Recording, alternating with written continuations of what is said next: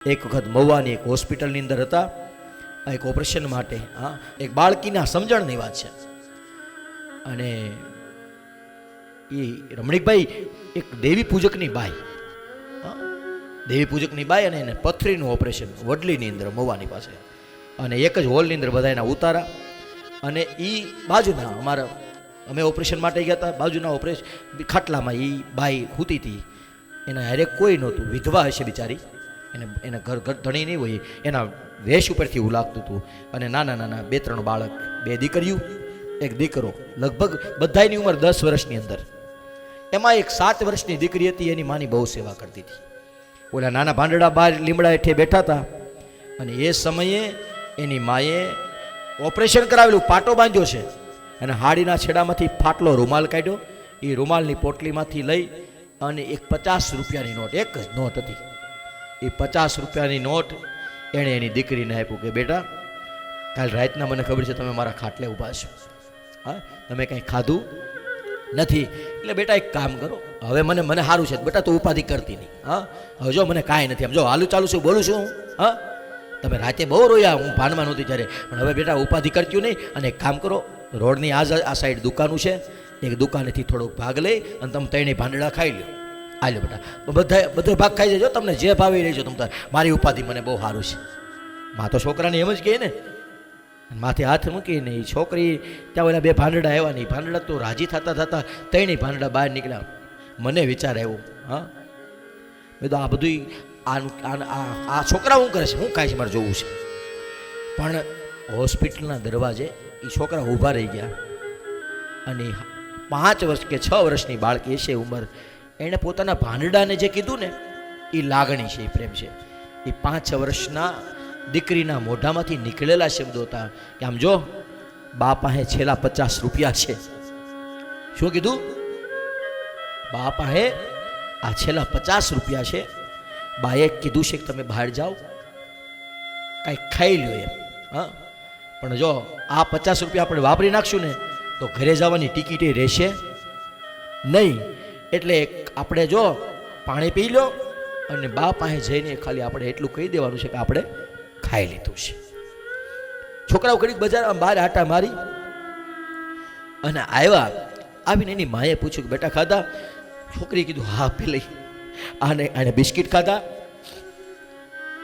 આને સોડા પીધી, અને મેં વેફરનું પડીકું લઈને ખાધું. બા, હું પૈસા દેતી હતી ને ત્યાં એક ભાઈ આવ્યો, અને એ ભાઈએ આપણા પૈસા ન દેવા દીધા, અને એ ભાઈ એના પૈસા દઈ દીધા. જો માં 50 વધ્યા છે, આલે મારી માં, આપણે આ 50 રૂપિયા જો આપણે ઘરે જવાનું. આ પરિસ્થિતિમાં જીવવાવાળા માણસો દુનિયામાં પડ્યા છે. અવગુણ જોવા બેસો તો પાર નથી દુનિયામાં. ઓલી આંધ્ર પેલી બાઈ કહે છે કે ભાઈ મેં કેટલાય દિવસથી તો જમ્યો નથી, કેટલાય દિવસથી તો મેં ખાધું નથી, અને મેં બાળકને જન્મ આપ્યો છે. કામ કર, મને થોડુંક ખાવાનું આપ ને, ભગવાન તારું સારું કરશે. બેન, બહુ ભૂખ લાગી છે, પેટમાં કાળી લાઈ આલી છે, મારા છોકરાને મારે દૂધ પીવડાવવું છે, પણ મારા પેટમાં કંઈક આવે તો હું પીવડાવું. અને ત્યારે પેલી સ્ત્રીને વિચાર આવ્યો કે હવે અત્યારે અડધી રાતે હું હેઠે ઉતરીશ, અને હેઠે ઉતરીને કાંઈક લેવા જાય તો હજી પૈણાની પહેલી રાત છે, નણંદ બોલે, હાહુ બોલે, મોટી ભગત રહેવી તો કરવું શું? અને મારે કેમ આ ભૂખી બાઈની ભૂખ મારાથી જોવાતી નથી? ચમકારો છો કે મારી માએ પાતું બાંધ્યું છે. હા, અને ભાતાનો ડબરો, કંસારનો ડબરો, હાડીનો છેડો લઈ અને બાંધીને નીચે મોકલો. નીચે ગઈ ને ભાતું કંસાર ખાધો, ને પેટમાં અગ્નિ લાગી હતી, એ અગ્નિ શાંત થઈ ગયો. અને એ બાઈએ કીધું કે પાણી મળશે? અરે મારી બેન, પાણી તો હોય જ ને. પાણીનો કળશો નીચે ગયો, પાણીનો કળશો પીતા પીતા એ ગરીબ બાઈ એટલું બેલી, બેન, દ્વારિકા વાળો તારો સુડલો અખંડ રાખે. દ્વારિકાનો નાથ, મારી બેન, તને 100 દિવાળીઓ તારું અભરે ભરાય. આ શબ્દ જ્યાં બોલાણા ત્યાં એનો ઘરવાળો પગ મૂકે, અને ડેલી ખાનીમાં એરું હાયલો જતો તો કાળોતરો નાગ, એ ફૂણ માંડીને કવડવા જાય, એ કવડવા જાય. ઓલા શબ્દો સંભળાઈ ગયા કે આને કોઈક ગરીબે કીધું છે અખંડ સૌભાગ્યવતી ભવ. આનો ચૂડલો અખંડ. કોક દિવસ કોકના આવા આશીર્વાદ લાગી જાય ને, હા, મેં ઝૂંપડામાંથી મેલ થઈ જાય. કોકના આશીર્વાદ, કોકે દીધેલી દુઆ આપણા જીવનની અંદર આ કામ કરે. થયું એટલા માટે ગોવર્ધનનાથજીની સેવા કરતા સમયે ભોગ નથી ધરાવવાનો, ભાવ ધરાવવાનો છે. લોકોને એ ઠાકોરજીએ 7 દિવસ સુધી ગોવર્ધનનાથજીને ધારણ કરી અને વૈષ્ણવોએ તો ખાસ, હરિભક્તોએ તો ખાસ તિલક કરતા હોય, વૈષ્ણવનું હોય કે હરિભગતનું હોય, આપણી આંખોના ખૂણા તો ભીના જ રહેવા જોઈએ. હા, દામોદરદાસ હરસાનીને કેટલી વખત ભગવાને કીધું છે કે દમલા આ માર્ગ રોવાનો છે, હા, આ દાંત કાઢવાનો માર્ગ નથી. અહીંયા તો દીનતા જોઈને રડતું. હું રડ્યો છું મારા ભક્તો માટે. દ્વારિકાના પાદરની અંદર દ્વારિકાનો રાજા, હા, આપણે 2 હોદા મળી જાય તો રોવામાં શરમ આવે. દ્વારિકા 56 સીડીના દરવાજે બેઠો હતો. હોનાના મહેલ, હોનાના બાણા, હોનાની હાંકડુંથી બાવણા દેતા હતા. એ હોનાની હાંકડું વાળો 52 ગજની ધજા વાળો દ્વારિકાધીશ દ્વારિકાના દાદરે ઊભો ઊભો આંખમાંથી આહુડાના પાટ પાટ કરતા સુદામાના વામ પડે છે. હા, પુષ્કર એક્ષણ સુદામાની એને રડે છે. એ એટલે નથી રડતો, કોઈ વિયોગ થાય ત્યારે એ એટલે રડે છે જ્યારે એના ભક્તને સંકટ પડે છે.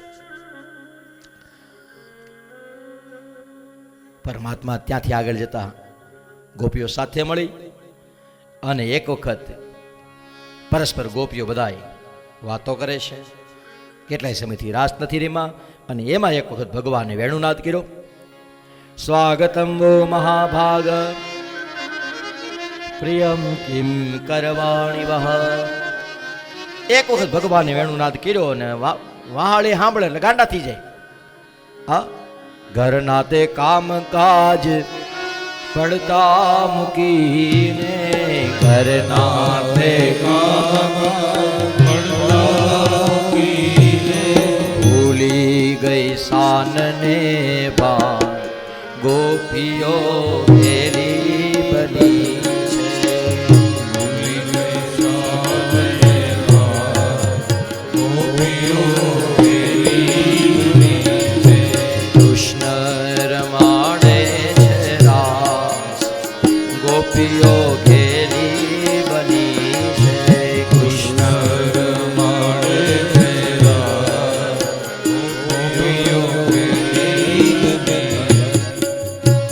અવળાયા ભૂષણ અંગે ધરિયા. વાળી સાંભળે ગોપી ભાન ભૂલી ગઈ. ભૂલી ગઈ તો ભૂલવા વાળી ભૂલી ગઈ. શું કર્યું? સેથાવું પર કાજળ ઘસ્યું, હેથામાં મશ ભરી, કંકુલીને આંખે આંજ્યું. હવે વિચારો, ક્યારેક નવરા બેઠો ટ્રાય કરજો કેવા લાગો છો. હા, શેથામાં મશ આમ લગાડવાની, આમ કંકુ અહીંયા કરવાનું, માથાનું હોય નાકે ટીંગાડવાનું, નાકનું હોય કાને ટીંગાડવાનું. હા, અવળા આભૂષણ પગના ગળામાં, પગના ઝાંઝરનો કંદોરો. તો ઘણા લોકો કે પગ ઝાંઝર થોડા કંદોરા 2 ભેગા કરી નાખ્યા હતા. થાવા દે ને તને શું વાંધો છે, થઈ ગયો. તો ઘણા લોકો કે હનુમાન દાદા મોટા થયા તો વીટી ક્યાં ગઈ છે? એ કે વીટીનું માપ તો કે આંગળી જાડી થાય એટલે વધી જાય. તો કે નાના થયા ત્યારે ક્યાં નાખી? નાની થઈ ગઈ. કાળ મારે તે આમ પડો તો એટેક આવી જાય.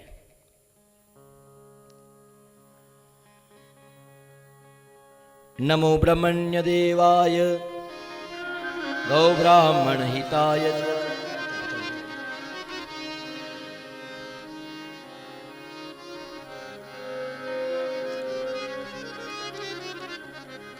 બ્રહ્મજ્ઞાનમ પ્રથમં પુરસ્તવાધીસીમતઃ સુરુચો વેન આવહ સબજના ઉપમા અસ્ય દિષ્ટાઃ સતશ્ચ જોનિમ સતશ્ચ વિવહ.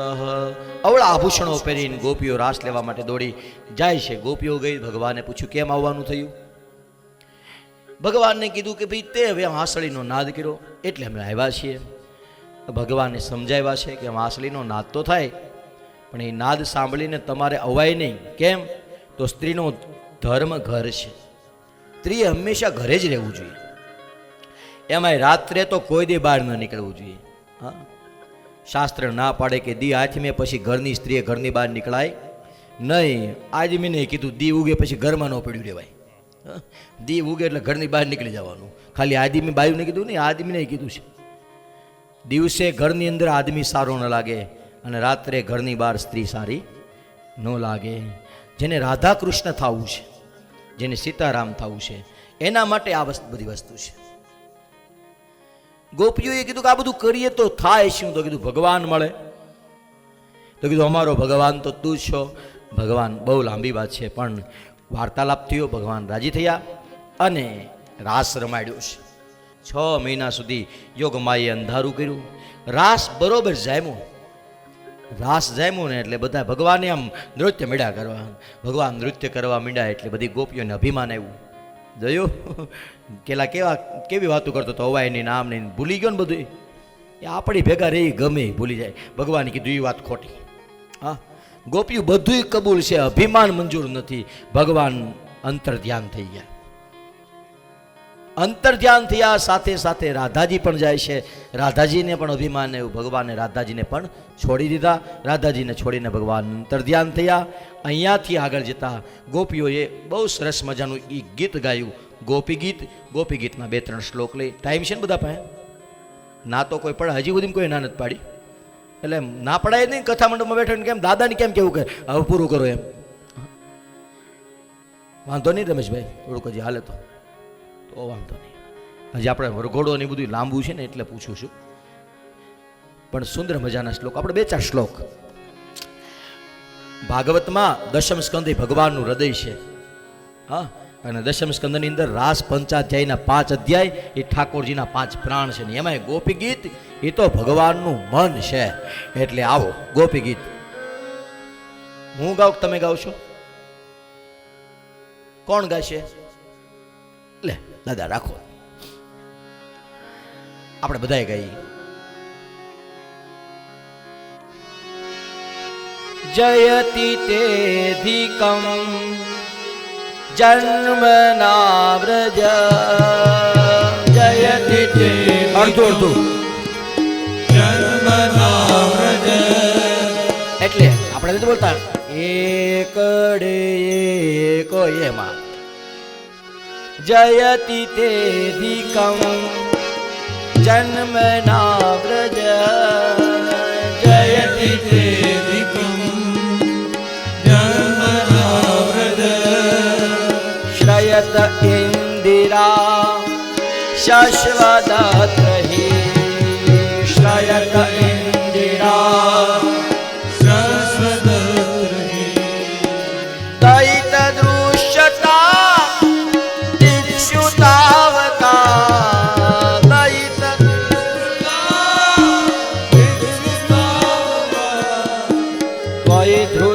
સવ ત્વામ વિચિન્વતે. સ્વય ધૃતા સવ. ન આવડે તો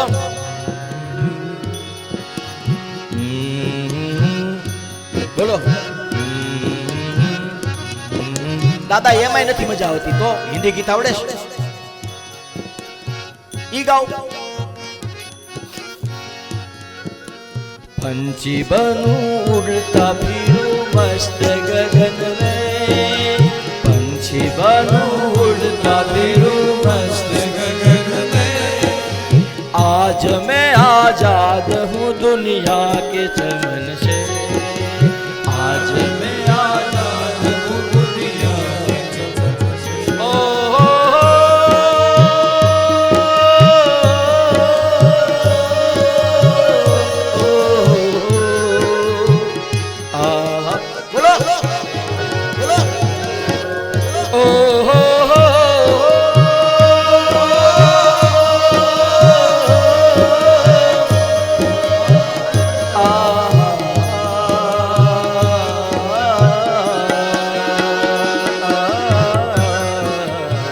જયતિ તેધિકમ. ભગવાન ગુજરાતી કરી નાખો. જય વધે વ્રજે. શું થાય? જય વધે વ્રજે. પછી આપ જન્મથી. ભગવાન તમારા જન્મથી શું થાય? વ્રજનો જય વધે. કેમ? વસી રહ્યા છે ત્યાં તમે જ્યારથી આવ્યા ત્યારથી શ્રયત ઇન્દિરા, ઇન્દિરા એટલે લક્ષ્મી, શાશ્વતત્રહી, શાશ્વત લક્ષ્મીજી પણ આવ્યા છે ભગવાનના કારણે નહીં. શું કીધું છે? ચરણાર વિંદની રજ, એની રજના કારણે બધું શોભી રહ્યું છે. એટલા માટે પગે લાગવાનું પણ કોને? સિદ્ધિ અલૌકિક આપનારા વંદુ શ્રી યમુનાજીને. હરિહેતના ઝુલાય ઉપર જાણે બિરાજા હો. હરિહેતના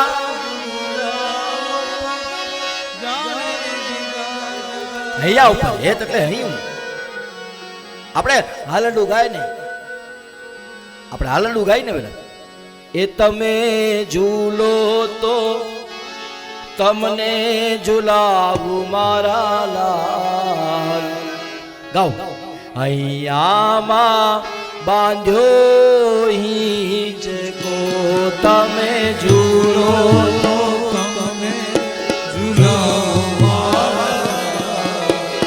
હૈયામાં બાંધ્યો હિંચકો હે તમે ઝૂલો તો તમને ઝુલાવું મારા.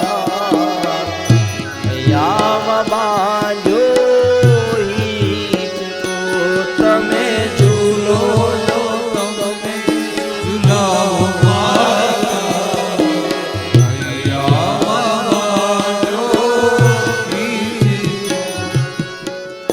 પાછું હૈયાના હિચકે મખમલ ગાલી. હૈયાના હિંચકા ઉપર ભગવાન દંડલોપની ગાદી બાદી કઈ છે? હા, નથી ઓશિકું, રેશમની દોરી, કાંઈ એવું કાંઈ નથી. પણ એક વખત તું બેહી જા, તને ખબર પડે. જયતી તેદિકમ જન્મ ના વ્રજ, ભગવાનના ચરણની રજથી વ્રજનો મહિમા વધ્યો. ઈ જ શ્રી કૃષ્ણના ચરણારવિંદની રજ થકી શોભી રહ્યા. ઈ શ્લોક જ છે. તો ભગવાનને કીધું, ભગવાન તમારા કારણે વ્રજનો મહિમા વિદ્યો છે. પરમાત્મા અમને દુઃખી ન કરો, પ્રગટ થાવ.